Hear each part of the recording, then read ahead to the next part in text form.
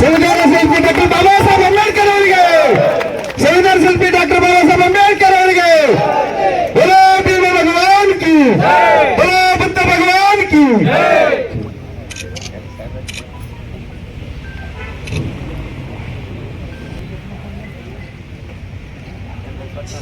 ಈಗ ಬಿಡುದು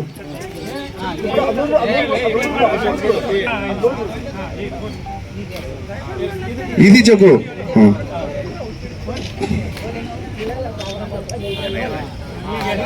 ಇದಕ್ಕೆ చెప్పు ಚಟಕು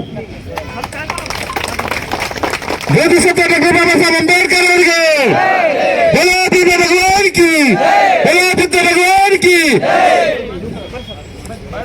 ಈ ಧ್ವಜ